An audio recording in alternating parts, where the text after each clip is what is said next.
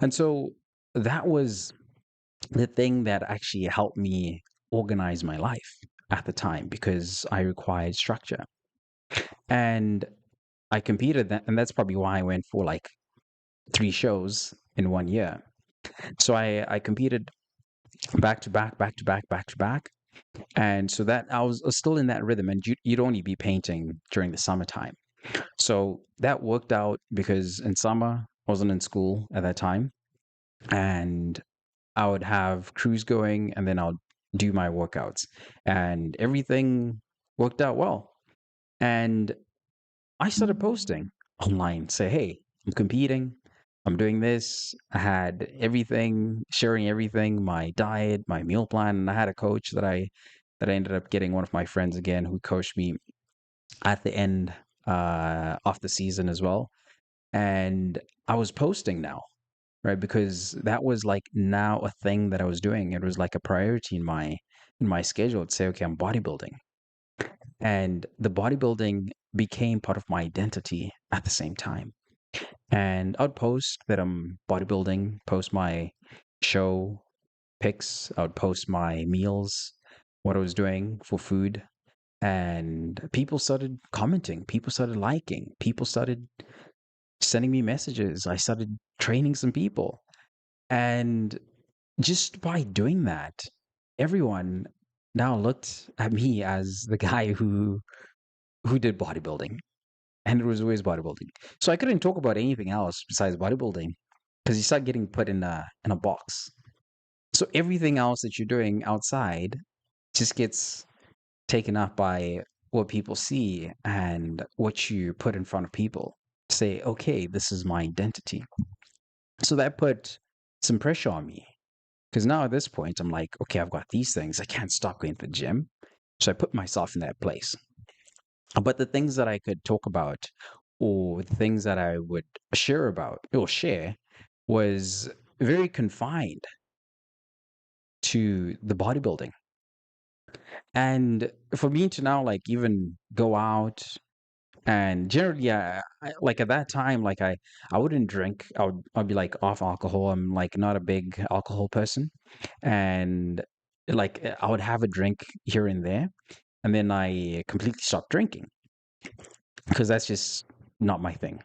And by doing that, like I realized for me, even my interactions with people, everything was just like, oh, this is bodybuilding. But some of the things were not because of bodybuilding. It's just personal choices. And everything now just got wrapped up in bodybuilding. Right. So I think you understand like what I'm saying here.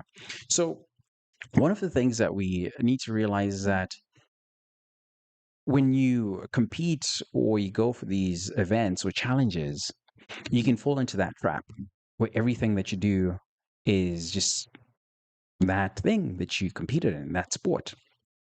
But people, I believe that people are more than one sport or one event.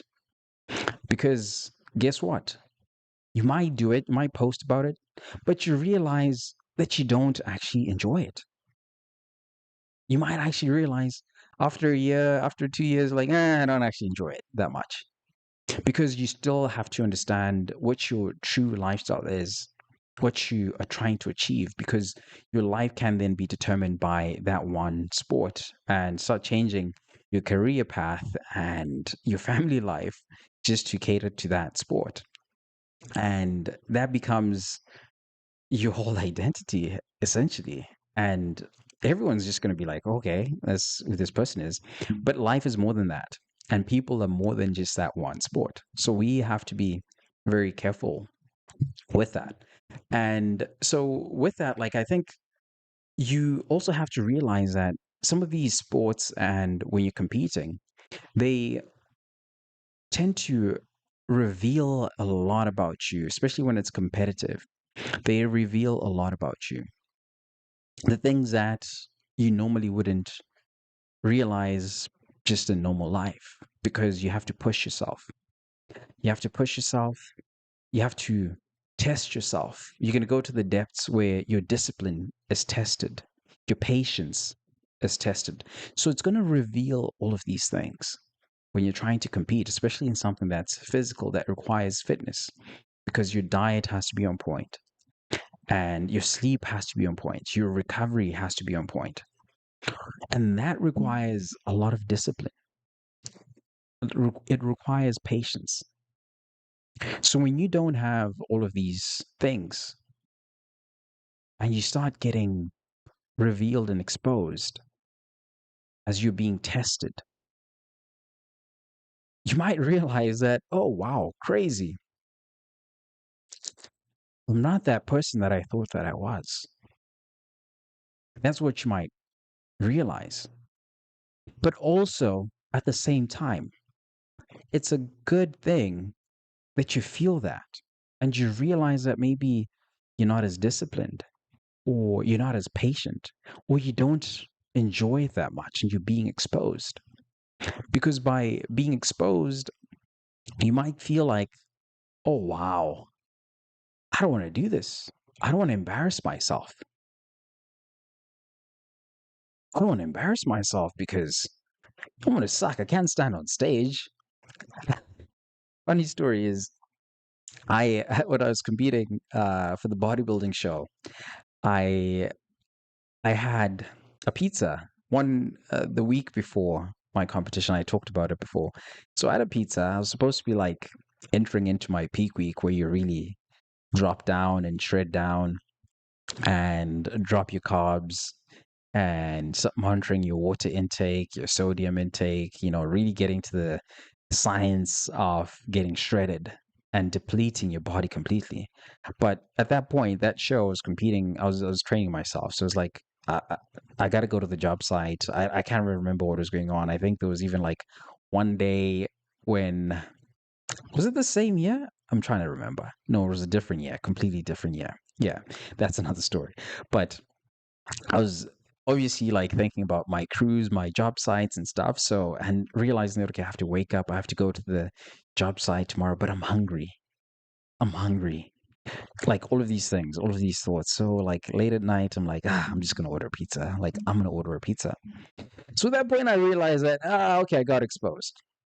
But I realized that bodybuilding, if I really wanted to keep on going, my brain had to shut off some things and just deem them as not important because the energy that I was using mentally was a lot.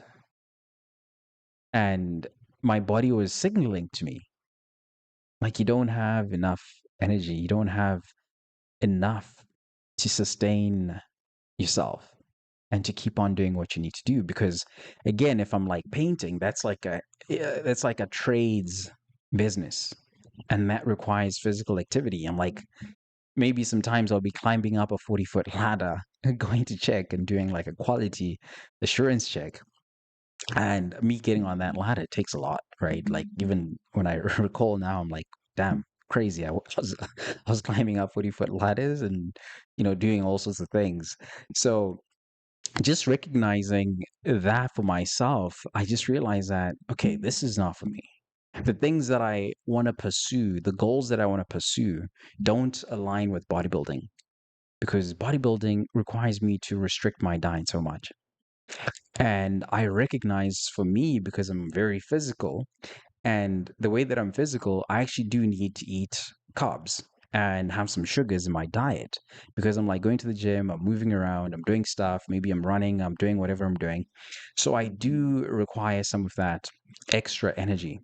And I just realized that, okay, if I did bodybuilding, I would have to like preserve that energy and not be as active. Well, I would need to eat more and eating alone and cooking. I'm like, okay, this is not going to make sense for me to eat this much. And it's just going to require so much more where I realize that okay, if I get myself used and accustomed to eating so much, what if I stop training as much? How about in the slow periods? What would I do? Am I still going to eat the same? Because some of those habits, they stick with you. And I'm a big believer in habits. So the habits that you form, you don't have to keep thinking about them. Because when you start forming something and you start doing something, you should just be able to do it over and over and over. So That is the thing that I just recognize. I'm like, okay, I'm not going to eat. So I was doing the math in my head, like, okay, if I do this, if I do that, the calculation, like, no, bodybuilding is not the biggest thing in my life. And if you ask me now, would I bodybuild? No, I wouldn't do it anymore. So it's the same thing with the marathons. When you run a marathon, something is going to get revealed to you. There are going to be those moments that you run and you feel that your body just wants to give up. You feel your shins, you've got shin splints, your feet hurt, you're tired, you're sleepy, you're just surviving on coffee. You just want to eat some dirty, fatty food that's like sweet, savory, fatty, and salty, everything, all the junk food. You're going to feel those cravings. You're going to feel that. You're like, I just want to do this anymore. I just need to sleep. I just want to have my burger. I want to have my fries. I want to have my pizza. It's going to come. That feeling is going to come.